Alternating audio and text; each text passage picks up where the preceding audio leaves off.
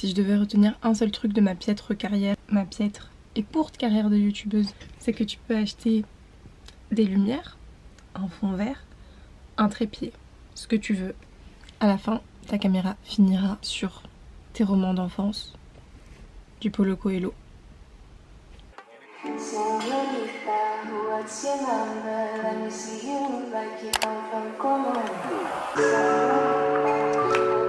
De retour à nouveau pour vous aider à trouver du taf. Déjà, je suis hyper contente parce que ma vidéo sur les CV vous a beaucoup plu et vraiment vous êtes des centaines à avoir utilisé mon CV. Donc très contente de vous avoir servi, mais c'est vrai qu'il y en a plein qui m'ont dit ok, et après? Parce que mon CV est bien, mais parfois ça suffit pas à avoir un entretien. Et quand j'ai un entretien, I'm lost, c'est bon, il n'y a plus personne. Du coup, je suis venue pour vous donner quelques conseils. Généralement, quand on tape comment obtenir un entretien ou comment préparer son entretien, c'est que je vous connais. Vous êtes en last minute, vous avez un entretien demain ou vous devez trouver un stage pour la semaine prochaine. Donc on va être efficace. Avant de commencer cette vidéo, je vais vous demander un peu de force les gars, parce que je vous vois, vous êtes là, vous venez regarder mes vidéos, prendre mes CV, prendre mes choses. Mais les gars, abonnez-vous. Sérieux. Un petit like, un petit abonnement, ça va pas vous tuer. Restez avec moi. Asseyez-vous. Prenez place, ça va bien se passer. D'ailleurs, n'hésitez pas à mettre les notifs, hein. Pendant qu'on y est, faites-vous plaisir. Puis vous pouvez commenter aussi. Vous pouvez aussi me dire quel type de vidéo vous aimeriez voir. Non, bah c'est tout, on peut y aller. Let's go.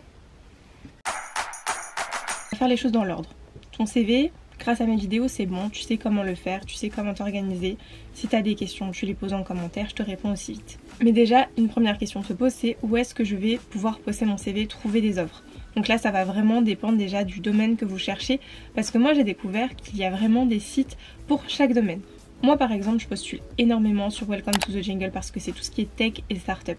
Et ça c'est génial, pareil si vous êtes développeur, Welcome to the Jungle ça peut être pas mal. Ça ne conviendra pas forcément si vous cherchez un stage dans le milieu de l'artisanat. Donc Welcome to the Jungle, franchement hyper simple. Moi ce que j'aime surtout c'est trouver de l'information. Où est-ce que l'entreprise se situe, comment sont les locaux, à quoi ressemblent les gens qui bossent sur place, c'est quoi un peu la culture d'entreprise. Bref, si vous connaissez pas Welcome to the Jungle, c'est pépite. LinkedIn, pourquoi je dis qu'il y a plusieurs façons d'utiliser LinkedIn? Donc oui, sur LinkedIn, il y a des offres d'emploi, mais moi je vais plutôt utiliser LinkedIn pour justement me mettre en relation avec les RH de la boîte, avec potentiellement mes futurs collaborateurs, pour savoir en fait ce qu'ils ont fait avant, ce qu'ils font en ce moment, leur centre d'intérêt, et en plus de ça, parfois envoyer un petit message pour montrer mon intérêt. Je sais qu'il y a plusieurs teams par rapport à ça, il y en a qui trouvent ça un peu creepy. Si vous êtes étudiant, faut pas hésiter à demander aux gens de votre école sur quelle plateforme ils cherchaient leur stage. Mais aussi les sites en eux-mêmes. Moi c'était comme ça que j'avais trouvé par exemple mon premier stage en grand groupe, j'ai postulé directement sur le site du groupe.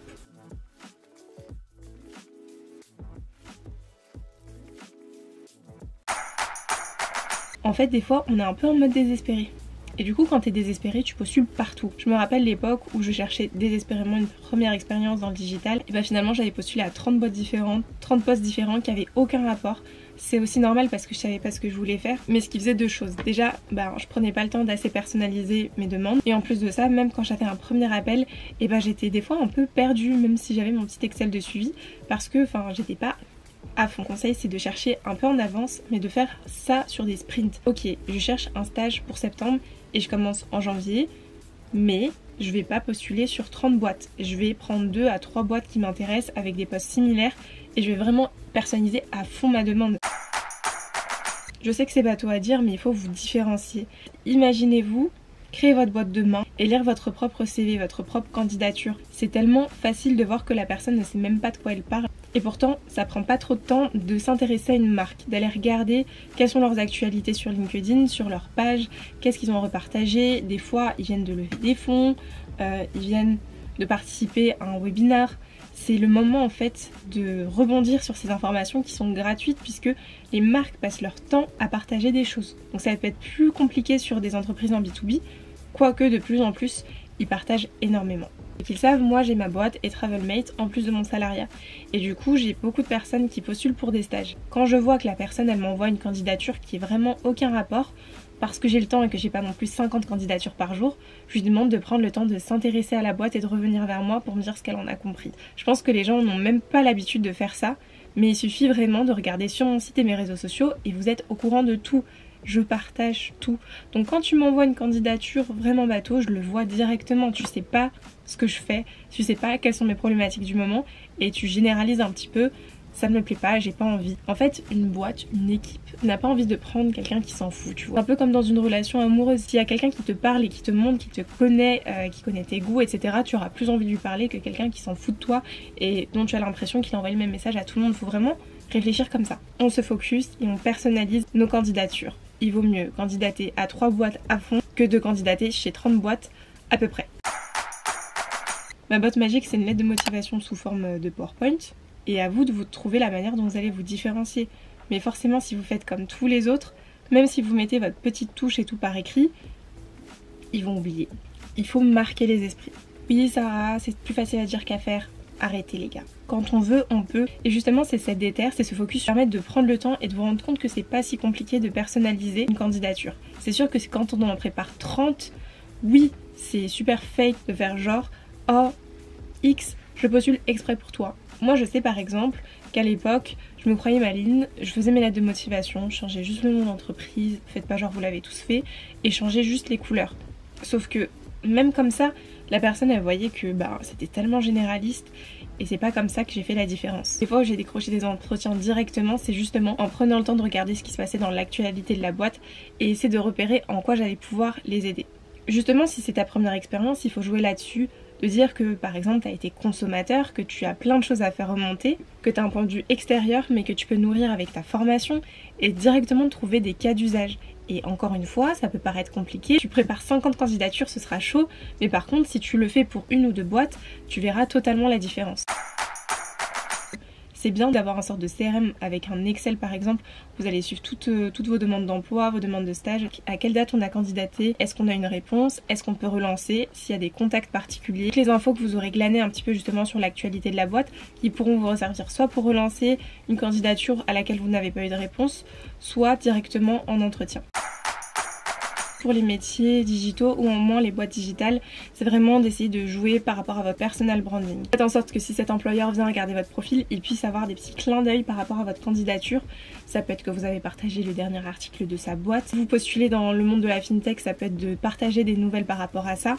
En tout cas, vraiment qu'il ait le sentiment que ce que vous avez vendu dans votre candidature, c'est qui vous êtes en ligne, ça va être hyper important. C'est vrai que ce qu'on oublie aussi quand on postule à une entreprise, c'est qu'on devient un peu son ambassadeur de marque. Finalement, demain, si vous êtes engagé dans cette boîte, vous allez le mettre sur LinkedIn, les gens vont vous assimiler. Donc c'est vrai que les RH vont un petit peu regarder. Récapitule les gars, on a un super CV grâce à ma dernière vidéo, un CV qu'on adapte pour chaque candidature. Voilà, si je postule à 2 postes différents, j'adapte mon titre. Je peux également adapter les couleurs, adapter aussi les skills que je dois mettre en avant. Vous avez identifié 2-3 boîtes qui vous plaisaient vraiment sur des postes qui, même si vous ne les avez pas exercés, vous plaisent. Je me suis vraiment informée, où je suis les actualités. Je garde ça de côté dans un petit Excel avec les liens utiles qui me permet en fait de suivre l'actualité. Comme ça, si jamais on m'appelle à la sauvage, j'ai déjà plein d'infos. À la sauvage, oui c'est vraiment un terme, appel sauvage. Adapter au maximum ma candidature, essayer de la rendre originale. Même si vous avez le dernier CV à la mode, si vous voyez que toute votre promo a le même, il va falloir trouver un moyen de se différencier. Du coup, vous avez pu créer 2 à 3 candidatures hyper personnalisées, à la fois sur la boîte, ses enjeux, mais aussi le poste, ce que vous pouvez apporter, mais ce que vous devez aussi apprendre si c'est le cas. Moi, je sais que je joue beaucoup sur ça, parce que je suis hyper à l'aise avec les choses que je ne sais pas. Et donc, montrer qu'il y a plein de choses que je vais pouvoir apporter et d'autres que j'ai hâte d'apprendre avec cette boîte-là. Grâce à toutes ces informations que vous avez, vous savez créer une candidature qui soit personnalisée, qui vous ressemble. Ça peut être sous un format vidéo, si vous êtes plutôt dans le monde de la finance, etc. Je pense que c'est pas le truc le plus utile, mais essayez de comprendre ce qui est important pour ce marché, ce qui est important pour ce poste, ce qui est important pour cette boîte. Et en fait, de le retranscrire dans votre candidature. Si vous avez des questions, vous pouvez me les poser en commentaire, je pourrais approfondir. Mais je pense qu'avec ces petits tips, mais vraiment genre appliqués, et pas à peu près, appliqués à la lettre, vous allez vous en sortir. Mais faut absolument pas se décourager. Vraiment, si vous lâchez, dites-vous que à côté vous avez peut-être un concurrent, quelqu'un avec qui on hésite et qui va prendre votre place. Maintenant, soyez aussi doux avec vous-même. J'espère que je vous ai un peu communiqué ma déterre, mais je voulais juste vous souhaiter bon courage parce que je sais que c'est pas un moment qui est facile pour tout le monde. Que si vous trouvez pas tout de suite votre stage idéal, votre alternance idéale, votre CDI idéal, votre CDD idéal, voilà, ça arrive. Donc on garde sa motivation. Si vous avez besoin d'un peu d'aide pour ceux qui font des posts sur LinkedIn, etc., j'en ai pas trop parlé parce que je sais qu'il y en a qui sont pas trop à l'aise avec ces méthodes-là. Vous pouvez me faire signe sur LinkedIn, je viendrai liker vos publications pour trouver du taf, je viendrai vous donner de la force. Donnons-nous de la force et on va s'en sortir. La bise. Au début, je voulais poster cette vidéo entière, mais je me suis rendu compte qu'elle faisait pratiquement 30 minutes. Donc vous allez avoir la suite la semaine prochaine. Je sais pas pourquoi il veut pas ouvrir les yeux ce truc. Vous allez avoir la suite la semaine prochaine, dimanche prochain. Et le sujet, ça va être plutôt comment, une fois qu'on a obtenu un entretien, qu'est-ce qu'il faut faire, parce que c'est pas fini. Et si jamais j'ai pas décroché mon entretien, comment réagir, parce qu'on lâche rien. À la semaine prochaine. What's your number? Let me see you look like you come from Como.